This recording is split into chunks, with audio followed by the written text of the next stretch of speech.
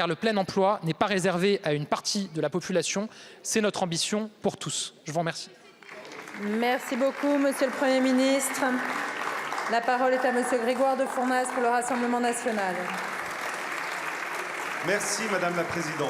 Monsieur le Premier ministre, le 26 janvier dernier, dans le département des Hauts-de-Garonne, en plein cœur de la mobilisation des agriculteurs contre votre politique, vous annonciez sur une botte de paille, je vous cite, « Je peux d'ores et déjà vous dire qu'on va prononcer 3 sanctions très lourdes contre des entreprises qui ne respectent pas Egalim, 3 situations qu'on a identifiées avec des entreprises importantes et qui seront sanctionnées lourdement. Je rappelle que cela peut aller jusqu'à une part importante du chiffre d'affaires en sanctions financières. On va les prononcer. Il faut montrer l'exemple et notre main ne tremblera pas. On prononcera toutes les sanctions qui sont nécessaires sur ce sujet. Ma détermination est totale. » Jeudi dernier, lors d'une audition de la commission d'enquête sur les raisons de la perte de souveraineté alimentaire, le PDG de Bigard nous a confirmé faire partie des 3 entreprises concernées, mais n'avoir aucune nouvelle de cette sanction. Rapporteur de cette commission d'enquête, je me suis rendu lundi au siège de la DGCCRF pour consulter les dossiers d'instruction de ces 3 entreprises. Cette direction a envoyé vendredi dernier une note à votre ministre de l'économie lui indiquant clairement qu'aucune de ces 3 entreprises ne se verra infliger de sanctions financières.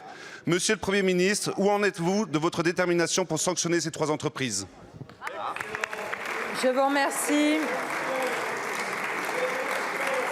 La parole est à Monsieur le Premier ministre. Tout à fait d'accord avec vous, je vais y revenir, les paroles et les actes. Monsieur le député, Madame la Présidente, Mesdames et Messieurs les députés, Monsieur le député Grégoire de Fournas, j'ai effectivement indiqué, peu après ma nomination, que les entreprises qui contournent et dévoient la loi Egalim doivent être sanctionnées, parce que c'est la loi.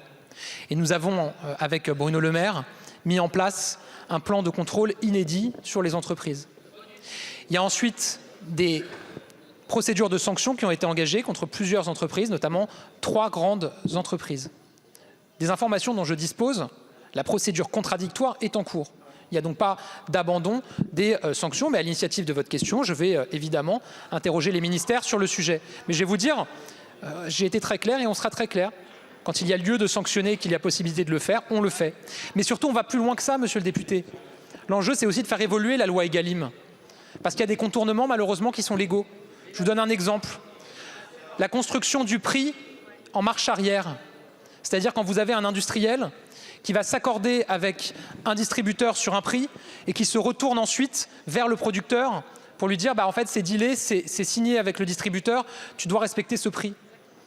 C'est légal malheureusement parce que la loi Egalim ne dit pas que c'est interdit. C'est un contournement qui n'est pas possible. On souhaite, nous, une construction du prix en marche avant, c'est-à-dire qu'un industriel ne puisse pas signer un prix avec un distributeur s'il n'a pas signé auparavant un prix sur la base des coûts de production des filières avec les producteurs. Ça, c'est le travail qui a été confié à Anne-Laure Babot, Alexis Isard, qui travaille en ce moment et ce qui donnera lieu à un texte de loi cet été pour faire évoluer la loi Egalim. J'ajoute que nous proposons aussi un Egalim européen pour éviter les contournements de la loi Egalim en France avec des centrales d'achat qui sont basées dans d'autres pays européens. C'est sûr que sans Europe, comme vous le proposez, il n'y aura pas d'Egalim européen, monsieur le député de Fournas. Parce que les paroles et les actes, excusez-moi, je rebondis sur ce que vous avez dit, monsieur le député, enfin, c'est quand même à vous qu'on peut le reprocher. Vous dites que vous voulez soutenir les agriculteurs. Les agriculteurs appellent au vote de la loi d'orientation agricole, les 2 principaux syndicats agricoles. Vous votez contre et dans vos circonscriptions, vous faites croire que vous l'avez voté. Et si les agriculteurs, ils nous ont tous demandé qu'on classe l'agriculture parmi les filières en tension pour pouvoir avoir recours à de la main-d'œuvre étrangère.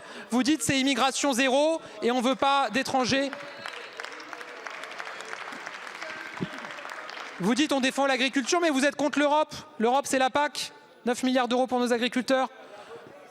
Nous, on propose un Egalim européen qui va permettre de mettre fin aux différents contournements. Vous vous opposez à ça? Donc des paroles et des actes, c'est vous.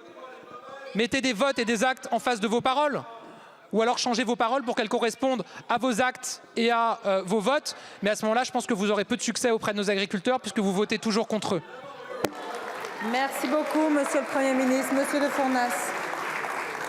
Monsieur le Premier ministre, nous avons voté contre la loi et nous l'avons tellement assumé que nous avons même fait un communiqué pour le dire. Au moment où vous avez annoncé ces sanctions, vous saviez pertinemment à ce moment-là qu'il y avait très peu de chances qu'elles puissent déboucher sur une sanction. Vous avez donc sciemment menti aux agriculteurs qui désespèrent de votre inaction. Loi Egalim inappliquée, loi d'orientation agricole scandaleusement vide. L'agriculture continue son déclin dramatique et cela par votre